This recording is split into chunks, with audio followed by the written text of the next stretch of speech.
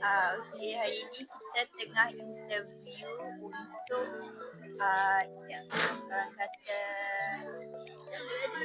typography design, and sekarang ni buat my part di cafe. Korang ada kat ETC Cafe.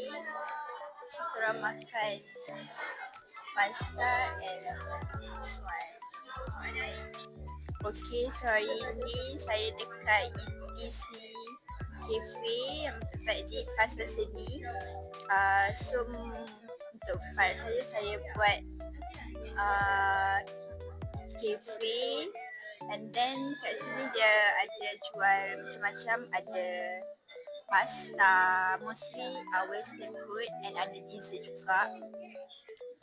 So and harga dia pun sangat berpatutan. Harga dia untuk pasta ni, kita orang beli pasta carbonara and aglio olio, harga dia dalam RM19. So bagi saya harga dia sangat affordable and berbudget, especially untuk student, and rasa dia sangat sedap. So ni kita orang makan.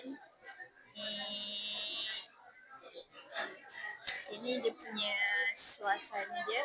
Oh, kedai dia memang ramai orang. Padahal sekarang ni baru pukul 12.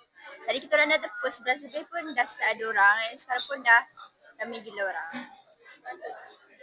Okay, so sekarang ni kita ada dekat luar cafe untuk ETC Cafe. Macam yang korang nampak, sekarang ni memang orang ramai gila beratur. Sebab sekarang ni pun dah ada nak masuk lunch hour.